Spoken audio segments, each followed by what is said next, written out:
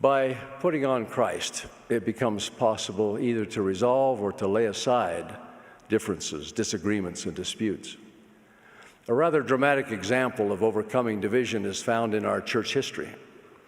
Elder Brigham Henry Roberts, commonly known as B.H. Roberts, born in England in 1857, served as a member of the First Council of the 70, what we refer to today as the Presidency of the 70.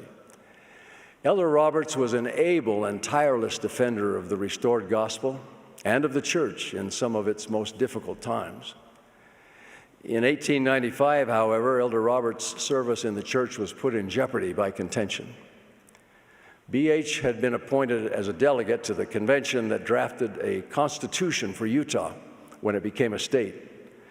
Afterward, he decided to become a candidate for the United States Congress, but did not notify or seek permission from the First Presidency. Things were a little different then. President Joseph F. Smith, a counselor in the First Presidency, censured B.H. for that failure in a general priesthood meeting. Elder Roberts lost the election and felt his defeat was due in large part to President Smith's statements. He was critical of church leaders in some political speeches and interviews. He withdrew from active church service. In a lengthy meeting in the Salt Lake Temple with members of the First Presidency and Council of the 12, B.H. remained adamant in justifying himself.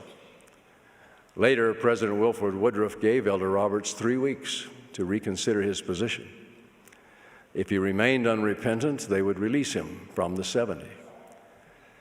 In a subsequent private meeting with Apostles Heber J. Grant and Francis Lyman, B.H. was initially unyielding, but love and the Holy Spirit ultimately prevailed. Tears came to his eyes. The two apostles were able to respond to certain perceived slights and offenses that troubled B.H., and they left with a heartfelt plea for reconciliation.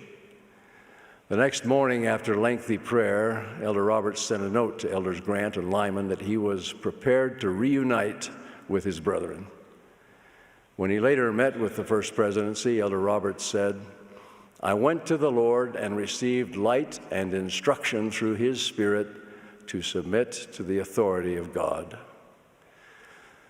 Motivated by his love of God, B.H. Roberts remained a faithful and an able church leader to the end of his life. We can also see in this example that unity does not mean simply agreeing that everyone should do his or her own thing or go his or her own way. We cannot be one unless we all bend our efforts to the common cause. It means, in B.H. Roberts' words, submitting to the authority of God.